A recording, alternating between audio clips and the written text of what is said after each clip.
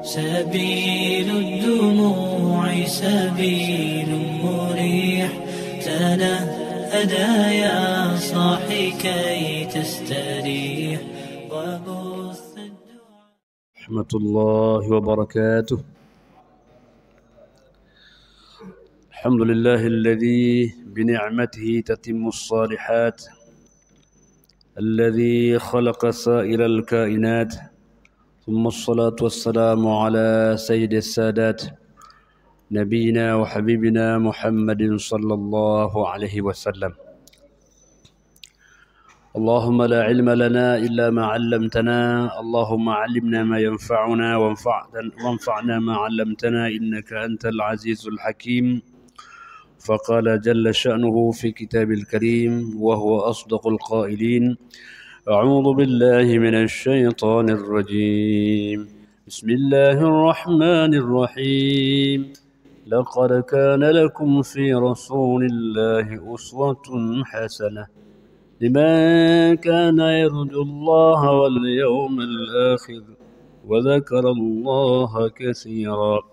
صدق الله العظيم. Alhamdulillah, marilah kita awali dengan bersyukur kepada Allah, karena hanyalah orang yang berakhlak yang selalu menyebut nama Allah. Dia tidak sibuk dengan nikmat, tapi dia lebih sibuk dengan pemberi nikmat. Oleh karena itu, Nabi Musa alaihi salam ketika beliau bertanya kepada Allah, wahai Allah, banyak sekali nikmat yang telah kau berikan kepada saya. Bagaimana cara saya bersyukur akan nikmat?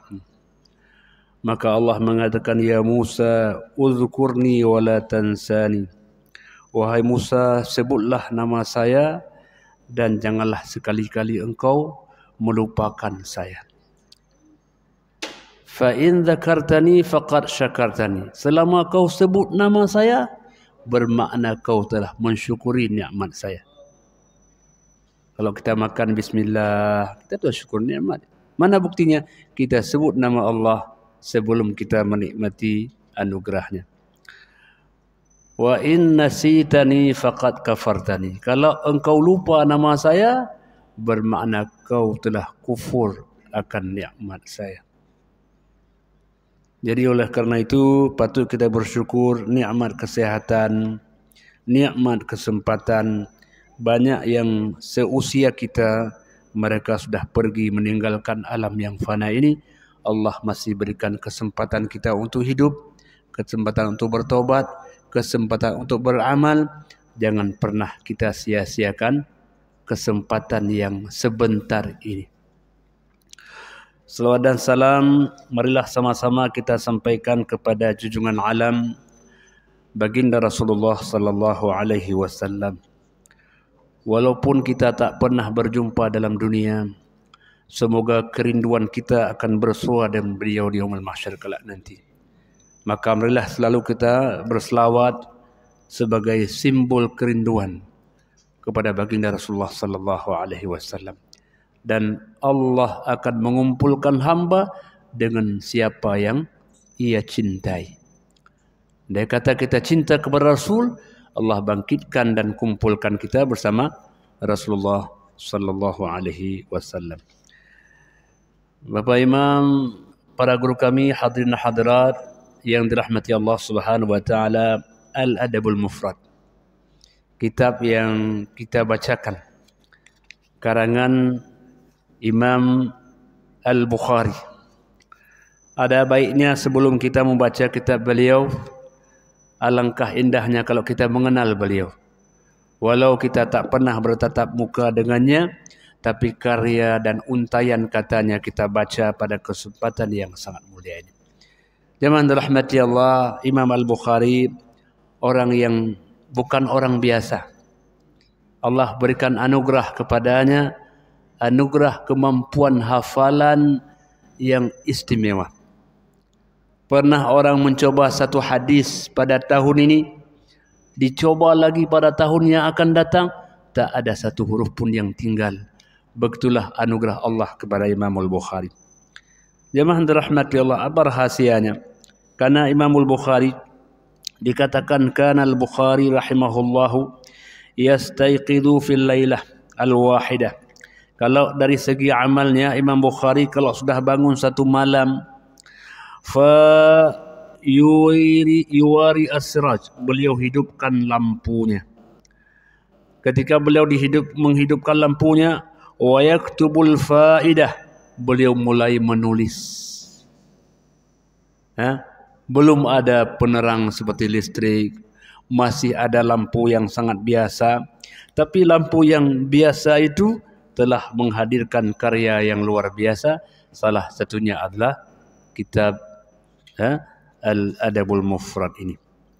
Summa yutfi asrat, beliau capek, padamkan lampu, beliau tidur kembali. Summa yaqumu marratan ukhra, bangun kembali beliau, menulis lagi.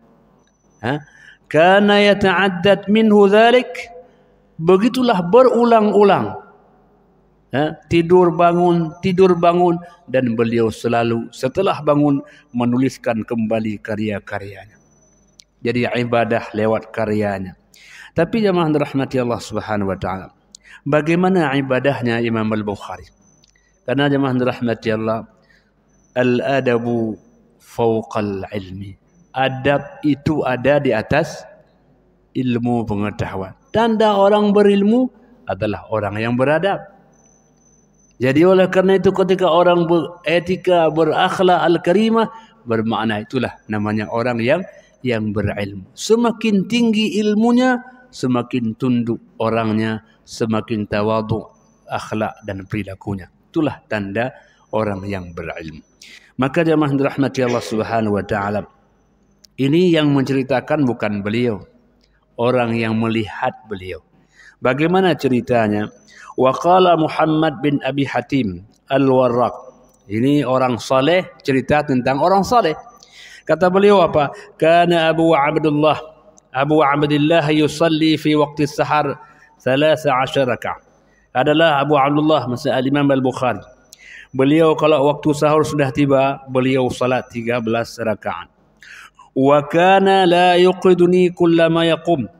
Kata Al-Warraq ini, setiap beliau bangun malam, beliau tak pernah membangunkan saya. Maka suatu malam saya tanya, araka tahmilu ala nafsik, wahai Pak Imam, luar biasa kau bebankan dirimu dengan ibadah.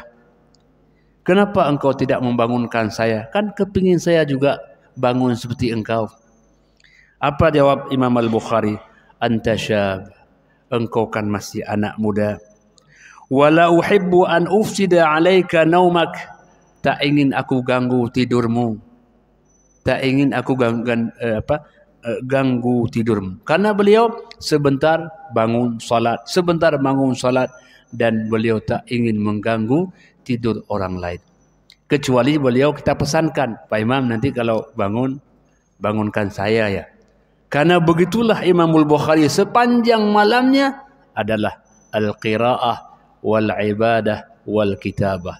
Di sana waktu menulis, di sana waktu membaca, di sana waktu untuk beribadah kepada Allah Subhanahu wa taala. Jadi malam mereka Masya Allah malam yang penuh bermanfaat adanya. Maka jemaah dirahmati Allah Subhanahu wa taala, kalau Allah melihat tanda orang saleh apa?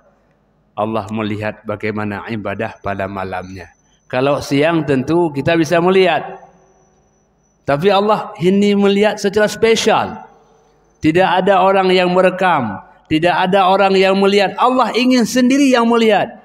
Maka ibadah malam, ibadah yang sangat istimewa. Jadi di antara kita ini adalah orang-orang yang luar biasa, karena insya Allah kita termasuk orang yang mampu melaksanakan ibadah malam walau 2 rakaat. Walau 2 rakaat. Kalau anda mampu 2 rakaat, 4 rakaat. Kalau anda mampu 4, tambah 2 rakaat lagi, 6 rakaat. Insya Allah semakin kita menikmati malam, semakin indah hubungan vertikal kita dengan Allah Subhanahu wa taala. Jemaah dirahmati Allah Subhanahu wa taala, maka oleh karena itu jemaah dirahmati Allah, salat malam itu adalah da'bus salihin, adalah cara hidup orang-orang yang saleh. Jadi kalau kita lihat ini orang saleh, apa tandanya? Beliau bisa menghidupkan malam. Malam yang mati dihidupkan dengan ibadah. Ibadah salatnya, ibadah qiraahnya, ibadah zikirnya, ibadah tilawahnya. Inilah orang yang saleh namanya. Maka Nabi tak pernah hendak bangun malam. Kecuali apa betul dalam keadaan beliau saya sakit dan sebagainya. Maka baginda sallallahu alaihi wasallam luar biasa ibadah malamnya. Hamba Allah yang dimuliakan oleh Allah Subhanahu wa taala, wa qala Muhammad aidan, ini kata Al-Warraq lagi, du'a Muhammad bin Ismail atau al-Imam al-Bukhari ila bustani ashabih. Pada suatu hari Imam al-Bukhari diundang ke kebun. Pak Imam, datanglah ke kebun kami sekali, menikmatilah makanan. Ya, kita senang, orang-orang soleh kalau bertemu kan senang, kita bahagia. Maka duduk bersama, karena setiap ucapan yang beliau keluarkan itu adalah mutiara.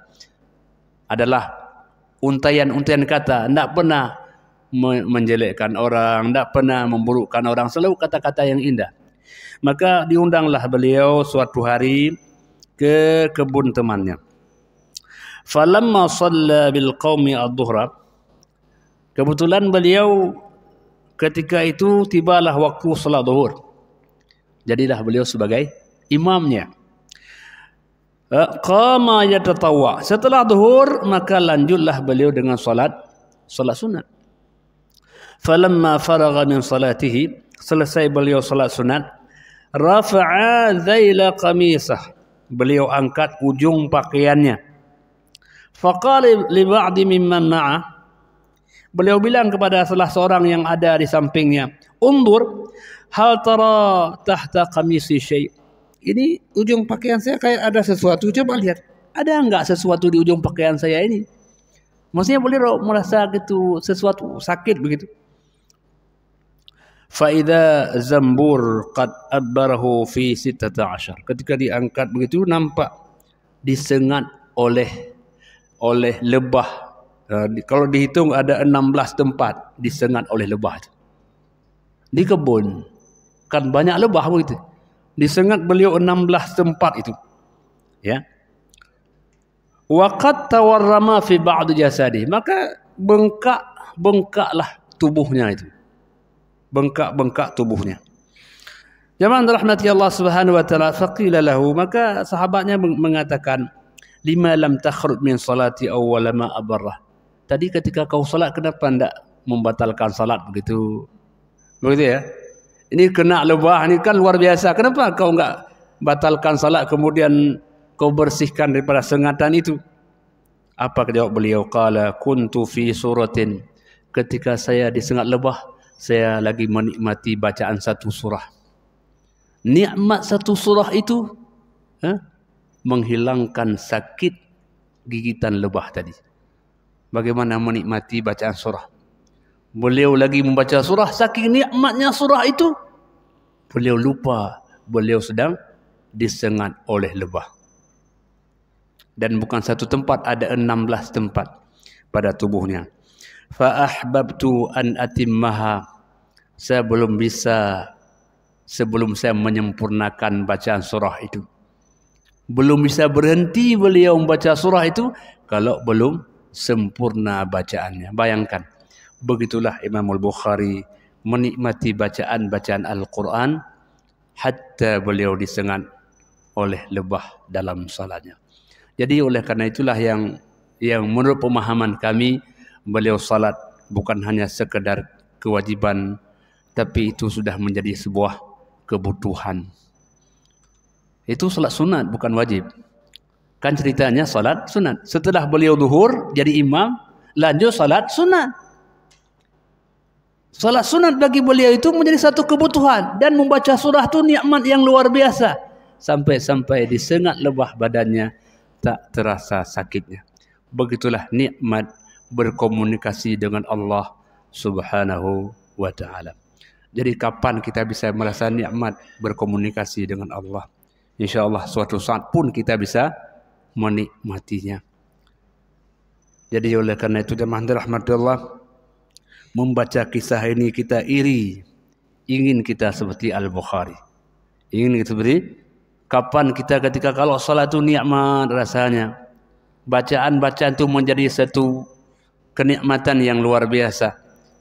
Ini jemaah dirahmati Allah adalah pengalaman spiritual yang disampaikan Al-Bukhari kepada kita agar ini kita mencoba melatih diri kita salat yang kita laksanakan bukan hanya sekadar kewajiban tapi suatu nikmat yang kita rasakan.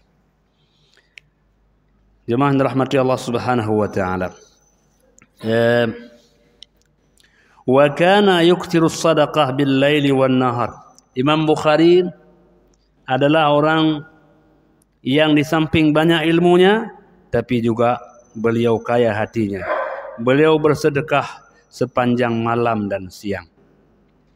Imam Bukhari. Beliau adalah sosok yang memperpanjang sedekahnya. Wa kana mustajabat da'wah. Karena begitu baik dengan Allah Subhanahu wa taala dan baik sesama manusia, apabila beliau berdoa, doanya doa yang mustajabah. Kalau orang sudah baik dengan Allah dan tak pernah menyakiti manusia, apakah doa enggak mustajab? Mustajabah. Doa mustajabah. Makanya sedekah itu menjadi penyebab dikabulkan doa.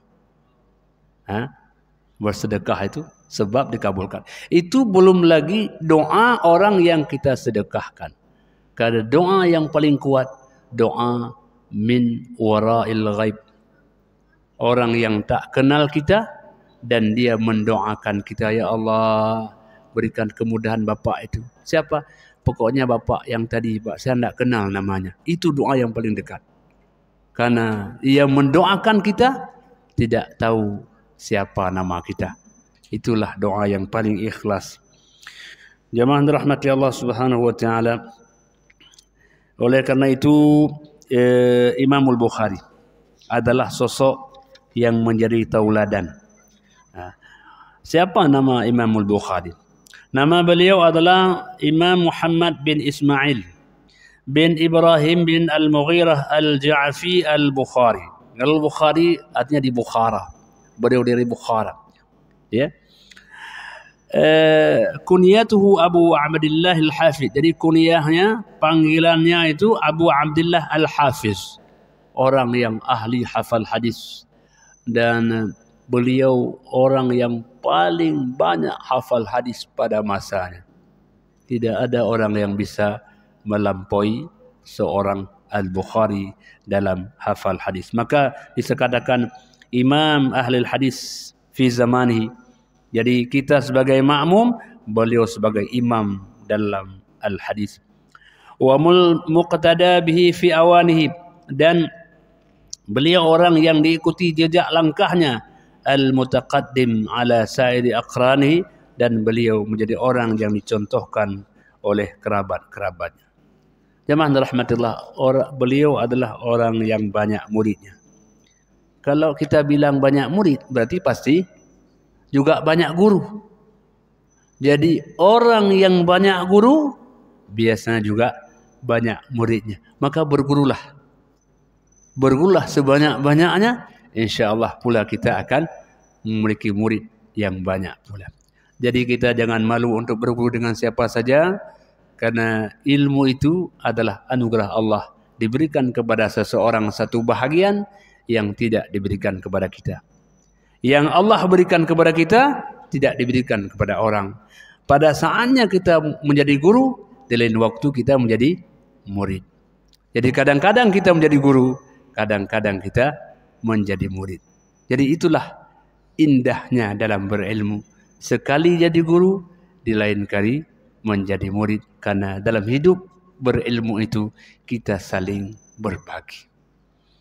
Maka baginda sallallahu alaihi wasallam mengatakan, khairukum man ta'allama al-Qur'ana wa 'allamahu. Orang yang paling baik di antara kamu, yang pertama orang yang belajar, dan berikutnya orang yang mengajar Al-Quran. Belajar dan mengajar, dua kata yang tak pernah terpisahkan.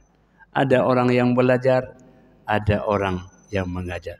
Maka dalam hadis, kun aliman au muta'alliman au mustami'an fala takun rabi'an fatahlik. Jadilah engkau orang yang berilmu, atau orang yang belajar ilmu, atau orang yang mendengar ilmu. Jadi 3. Berilmu, belajar ilmu, atau mendengar ilmu. Fala takun rabi'an. Jangan jadi orang yang keempat. Berilmu tidak, belajar tidak, mendengar tidak. Maka apa akibatnya? Fatahlik. Engkau pasti akan binasa. Jadi itu. Jadi 3 itu semua baik. Berilmu baik, belajar ilmu baik, mendengar ilmu baik. Itu. Jadi oleh karena itu maka jemaah dirahmati Allah, saya kalau sudah menyebut kata mendengar, teringat satu ayat ketika bicara tentang neraka. Ya, dalam surah Tabarak dikatakan, ya, andai kata kita mendengar, "Lau kunna nasma'u aw na'qilu ma kunna fi ashabis sa'ir." Andai kata dulu dalam dunia kita mau mendengar. Andai kata kita mau mendengar. Ketika dalam dunia tadi mau mendengar. Atau kita mau berfikir, kita tidak akan ada dalam neraka ini. Kita dalam neraka yang pertama tidak mau mendengar. Atau tak mau berfikir. Jadi orang yang baik pendengarannya, insyaallah dia akan menjadi penghuni syurga. Maka Allah mengatakan, wa idza quri'al qur'anu fastami'u lahu. Dibacakan Al-Quran, maka dengarlah dengan baik. Jemaah rahmat Allah Subhanahu wa taala, kalau kita baca guru Imam Al-Bukhari, ya, jemaah rahmat Allah, beliau belajar di Mekah. Gurunya dari Mekah itu ada seorang Sami' min Makki bin Ibrahim Al-Balkhi, ya. Kemudian dari Naisabur ada Yahya bin Yahya. Kemudian dari Basrah ada Abu Asim An-Nabil. Dari Kufah ada Abu Nuaim. Dan dari berbagai penjuru beliau ada gurunya. Sebagaimana banyak gurunya, juga banyak muridnya. Jadi itulah hebatnya orang yang berguru, dia pasti bermurid. Jadi oleh karena itu jemaah rahmatullah, yang paling bahagia dalam dunia ini, kita ada guru dan ada murid. Ya, jadi bagaimana ada murid? Apapun yang kita kerjakan, yang kita ajarkan kepada orang lain, kata Sayyidina Ali, man 'allamani harfan sirtu lahu 'abdan. Orang yang mengajarkan saya satu huruf, saya adalah budak baginya. Mengajarkan satu huruf. Satu huruf saja. Mengajarkan saya satu huruf, saya menjadi budak baginya. Begitulah hebatnya kita mengajarkan. Maka jangan pernah kita mengatakan, saya tidak bisa, Kak. Apa yang tidak bisa? Banyak yang kita bisa. Yang bisa kita ajarkan kepada orang lain. Walaupun hanya satu huruf, walaupun hanya surah Al-Fatihah, ajarkan orang lain. Itulah pahala yang mengalir kepada kita walau kita sudah pergi menghadap Allah Subhanahu wa taala. Jemaah rahmati Allah Subhanahu wa taala. Kemudian bila kita lihat buah tangan Imam Al-Bukhari, oleh-oleh yang beliau tinggalkan dalam dunia ini, laqad sannafa al-Bukhari tasanif muta'addidah. Jadi Imam Bukhari dalam hidupnya meninggalkan buah tangan yang banyak, karya yang luar biasa, dan kita tak mampu menyebut semuanya. Kata beliau, kita sebut yang masyhur saja. Yang pertama Al-Jami' As-Sahih, yang kita sebut dengan Sahih Al-Bukhari. Saya fikir tidak ada orang yang tidak kenal Sahih Al-Bukhari, tidak ada orang yang tidak kenal. Wa qad ajma'a al-ulama ala qabulihi wa sihhati ma fih. Dan ulama sepakat akan sahihnya hadis-hadis yang terkandung di dalamnya. Rawa Al-Khatib Al-Baghdadi an Al-Farburi annahu qala, jadi Al-Farburi mengatakan sami'a as-sahih min al-Bukhari ma'i nahwa min 70,000. Jadi mendengar sahih daripada Al-Bukhari itu berjumlah 70,000 hadis. Ya. 70,000, ya. Wa qad i'tana katsirun minal ulama bi syarhihi, dan banyak sekali para ulama yang mensyarah kitab Sahih Al-Bukhari. Banyak sekali syarahnya. Jadi jemaah dirahmati Allah Subhanahu wa taala, itu kitab Imam Al-Bukhari. Kemudian yang kedua ada At-Tarikh Al-Kabir, kitab tentang sejarah. Tadi kitab hadis, kemudian kitab tentang sejarah. Bukan satu, ada At-Tarikh Al-Awsat, ada namanya Ad-Du'afa Al-Saghir, Al-Kitab Al-Kunya, kitab Raf'ul Yadaini fi Shalah, kitab tentang mengangkat tangan dalam salat. Bayangkan, mengangkat tangan dalam salat, beliau bisa menulis satu kitab tentang mengangkat tangan dalam salat. Begitu luas ilmu Imam Al-Bukhari. Jemaah dirahmati Allah Subhanahu wa taala, dan salah satu kitab yang kita bacakan ini adalah Al-Adab Al-Mufrad. Apa makna Al-Adab Al-Mufrad? Al-Adab Al-Mufrad ini adalah kitab tentang akhlak yang terpisah dari Sahih Al-Bukhari. Di dalamnya ada 1322 hadis. 1322 hadis yang terdapat dalam 644 bab. Masya Allah. Belum ada komputer. Bagaimana beliau menulis? Maka kalau kita tanya kepada para ulama, apa jawabnya? Itulah keberkahan ilmu. Itulah keberkahan umur. Kita dengan ada alat komputer bisa merekam. Kadang-kadang kita tidak bisa. Bahkan jarang orang yang bisa melampaui mereka. Apa kelebihan mereka? Adalah keberkahan ilmu. Jadi kalau kita hitung-hitung umurnya, tidak cukup untuk menulis. Tidak cukup untuk menulis. Bagaimana caranya? Itulah mereka berdoa kepada Allah Subhanahu wa taala agar hidupnya dirasakan manfaat oleh orang-orang yang setelahnya. Jadi jemaah rahmati Allah, inilah kelebihan di antara kitab Imam Al-Bukhari.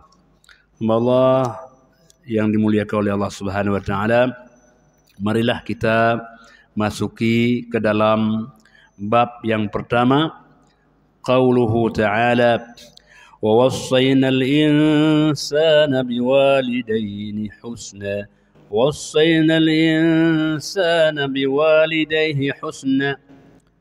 Ini bab tentang ayat yang Allah mengatakan kami telah memerintahkan manusia untuk berbuat baik kepada kedua orang tua.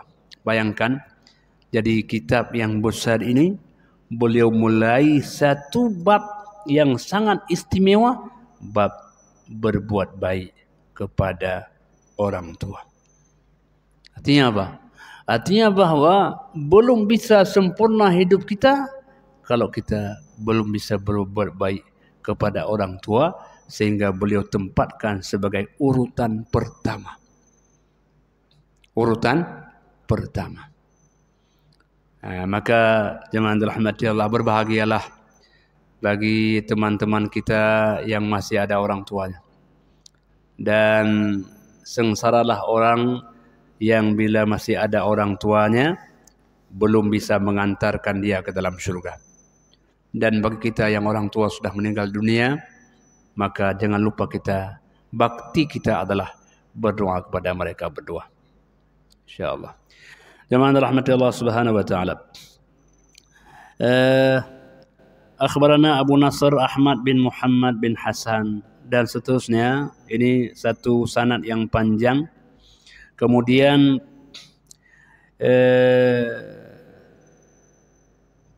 dari haddatsana Syu'bah qala Al-Walid bin Al-Aizar akhbarani qala sami'tu Abu Umar Asy-Syaibani. Kata beliau, saya mendengar Abu Umar Asy-Syaibani yaqulu, beliau mengatakan, haddatsana sahib hadha dar wa aumaha biyadihi ila dar Abdullah.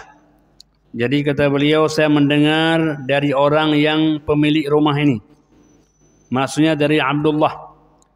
Qala, beliau mengatakan, sa'altu an-nabiyya sallallahu alaihi wasallam, saya bertanya kepada baginda sallallahu alaihi wasallam, ayyul amali ahabbu ila Allah azza wa jalla. Wahai Rasulullah, apa amal yang paling dicintai oleh Allah azza wa jalla? Qal, Nabi menjawab, as-salatu ala waqtiha. Yang paling Allah cintai adalah salat tepat pada waktunya. Tadi Pak Imam sudah sebutkan ya, salat tepat pada waktunya. Jadi kalau azan berkumandang kita langsung hadir, itulah amal yang paling Allah cintai. Ternyata tak semua manusia mampu. Ketika azan berkumandang, tidak semua terpanggil oleh undangan Allah Subhanahu wa taala. Jadi kalau Allah mengundang lalu kita datang, Nabi mengatakan itulah amal yang paling Allah cintai. Jadi adalah as-salatu ala waqtiha, salat tepat pada waktunya. Maka oleh karena itu jemaah dirahmati Allah, lagi ada kesempatan, kemampuan, kesehatan, kita usahakan. Kita usahakan. Sal azan berkumandang, ikhtiar kita, bismillah ya Allah, saya memenuhi undangan. Jadi ada dua makna menjawab azan. Pertama, menjawab apa yang diucapkan oleh muazzin. Allahu akbar, Allahu akbar, kita jawab. Jawaban yang kedua, kita menghadiri undangan itu. Hayya 'alas salah. La haula wala quwata illa billah. Ya Allah, saya sedang menghadiri undanganmu ya Allah. Itu maknanya menjawab yang kedua. Jadi menjawab, mengucapkan apa yang diucapkan oleh muazzin. Jawaban kedua, kita melangkahkan kaki kemana undangan itu Allah panggilkan kita. Itu. Yang kedua, jemaah rahmati Allah, summa ayyu. Qultu summa ayyu. Lalu Abdullah bertanya, ya Rasul, setelah itu amal apa lagi yang dicintai oleh Allah Subhanahu wa taala? Nabi mengatakan, summa birrul walidain. Berbuat baik kepada dua orang tua. Maka oleh karena itu jemaah rahmati Allah, di depan orang tua kita, kita adalah orang yang paling bodoh. Ya, apapun yang beliau sampaikan, kita mengiyakannya. Orang tua kita adalah orang yang paling kita cintai. Tidak ada panggilan lain setelah panggilan Allah dan Rasul kecuali panggilan orang tua kita. Maka jemaah rahmati Allah Subhanahu wa taala, Allah mengatakan, Rasul mengatakan summa birrul walidain. Dari hadis-hadis ini nanti ada satu riwayat an Abdullah bin Umar radhiyallahu anhuma. Dari Abdullah bin Umar radhiyallahu anhuma qala, beliau mengatakan, ridha ar-rabbi fi ridhal walid wa sakhtur rabbi fi sakhtil walid. Ridha Allah pada ridha orang tua dan murka Allah pada murka orang tua. Jadi oleh karena itu jemaah dirahmati Allah Subhanahu wa taala, tidak ada orang yang paling dekat ijabah doa kepada kita melebihi doa orang tua kepada kita. Jadi jemaah dirahmati Allah, terkait dengan ini saya punya satu cerita yang disampaikan oleh seseorang. Tidak perlu kita sebut namanya, tapi beliau menceritakan begini. Ustaz, saya pernah kepingin sekali membeli sebidang tanah, tapi saya tidak ada uang. Ketika beliau ingin itu, beliau ingat, saya tidak punya uang, tapi saya punya ibu. Bayangkan, bagaimana hubungannya nih? Saya tidak punya uang, tapi punya ibu. Jadi beliau karena punya ibu, pulang ke rumah. Punya ke rumah, mak, ayolah kita berangkat. Kemana? Datanglah. Saya mau bawa ibu, mama ke sebuah tempat. Dibawalah mamanya sudah tua, dinaikkan dalam mobilnya yang ala kadarnya, dibawalah ke tanah yang tadi hendak kepingin dibeli, tapi nggak ada uang. Apa kata dia? Mak, ini tanah ini, jadi pingin sekali ananda bisa beli, tapi ananda tidak ada uang. Macam mana? Mama doakanlah, bagaimana caranya? Doakanlah. Bayangkan orang tua mendengar anak seperti itu, Masya Allah, meneteskan air mata, ya Allah, berikan kemampuan anak saya membelinya. Sudah, itu saja. Naik mobil berangkat balik lagi. Tak lama kemudian bagaimana Allah memudahkan rezeki, jadi dia beli tanah itu. Jadi cerita yang barangkali tidak logis, tapi itulah birrul walidain, berbuat baik kepada orang tua. Pasti insyaAllah kita merasakan sejak dalam dunia, kita sudah merasakan keindahannya. Jadi berbahagialah orang yang masih ada orang tuanya. Masih tempat ada kita mengatakan, mak, doakanlah saya. Masih ada tempat. Jadi jemaah rahmatullah subhanahu wa ta'ala, maka kita kan pernah mendengar hadis, ya, ketika Nabi mengaminkan, amin, amin, amin, kan? Ketika beliau selesai salat, ya, khutbah pada hari raya, beliau menyampaikan amin.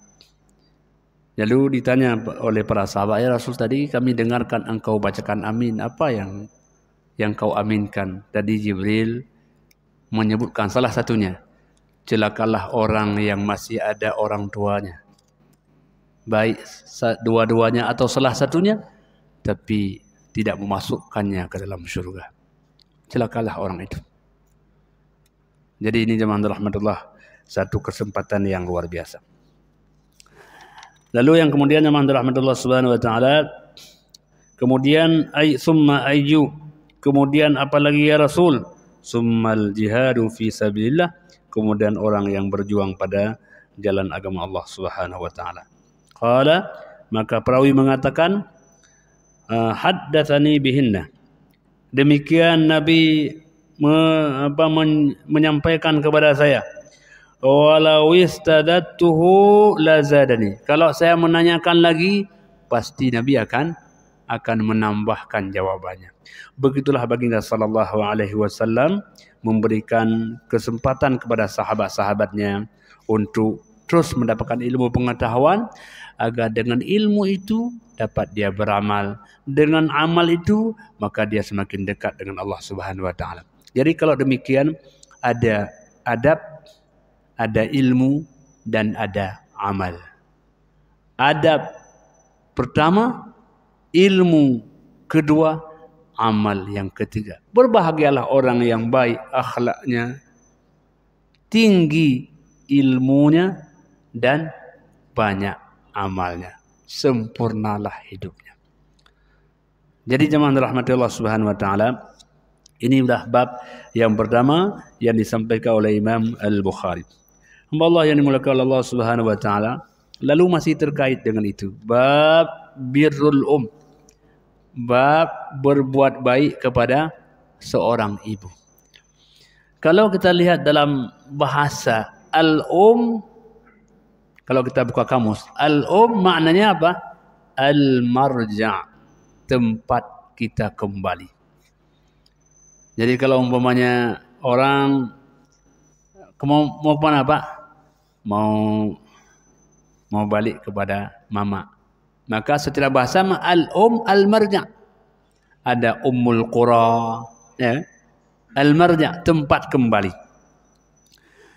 Hamba Allah yang dimuliakan Allah Subhanahu wa taala, bagaimana fadilah seorang ibu? Haddatsana Abu Asim an Bahaz bin Hakim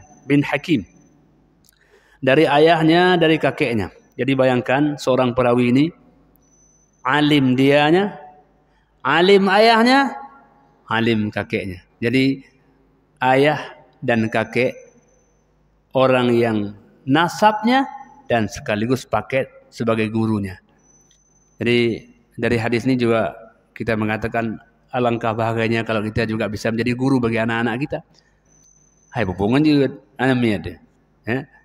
Jadi ayah juga, ini ayah saya dan ini adalah guru saya. Jadi jangan hilangkan kesempatan ayah untuk menjadi juga seorang guru. Minimal guru Al-Fatihah. Ya, jadi oleh karena itu ini menarik. Jadi ayah sekaligus sebagai guru. Jadi dari Abu Asim ini, dari Bahaz bin Hakim, beliau mengatakan, ya Rasulullah, ini dari kakeknya. Maksudnya dari beliau, dari ayah, dari kakeknya. Mengatakan, ya Rasulullah, wahai Rasulullah, man abaru, siapa orang yang sangat layak saya untuk perbaiki pergaulan? Nabi mengatakan, qala ummuka, ibumu. Nabi mengatakan, orang yang paling layak untuk engkau berbuat baik adalah ibumu. Qultu man abar, siapa lagi ya Rasul? Qala ummuka, ibumu. Ya? Qala man abar, siapa lagi wahai Rasul? Qala ummuka, ibumu. Ya? Qultu man abar, siapa lagi ya Rasul? Ya, abaka. Jadi ummaka, abaka. Ibumu, ayahmu. Summal aqraba fal aqrab. Kemudian keluarga yang dekat dan yang dekat dan yang dekat. Jemaah rahmatullah subhanahu wa taala. Kira-kira kita sebagai ayah, ya, kita sebagai ayah, kita merasakan enggak betapa seorang ibu itu perjuangan untuk anaknya luar biasa? Merasakan ya? Merasakan. Kalau malam kita tidur nyenyak, istri kita belum tidur. Dia bereskan anaknya, dia bersihkan piring, dia masakkan kebutuhan nasinya dan sebagainya.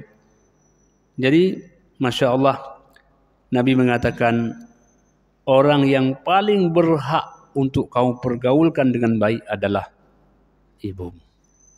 Jadi jemaah rahmati Allah, kalau kita lihat di sini 3/4 itu adalah hak ibu dan 1/4 adalah hak ayah untuk dijadikan sebagai orang yang paling berhak dipergaulkan dengan baik. Maka jemaah rahmati Allah subhanahu wa ta'ala, apabila ada orang yang durhaka kepada ibunya, seakan-akan kiamatlah dunia baginya. Jadi jemaah rahmatullah subhanahu wa ta'ala, doa ibu kan ya sepanjang jalan ya. Ibu itu tak pernah melupakan anak, walaupun anak sering melupakan ibu. Jadi hubungan emosional ibu itu, dia tahu kalau anaknya sedang menangis, dia rasakan itu. Dia bisa merasakan kalau anaknya kurang sehat. Dia bisa merasakan kalau anaknya tidak bahagia. Dia merasakan itu. Walaupun anaknya sekarang sudah dewasa, walaupun anaknya sekarang sudah punya anak, tapi hubungan emosional ibu itu dengan anaknya tidak akan pernah putus selama-lamanya.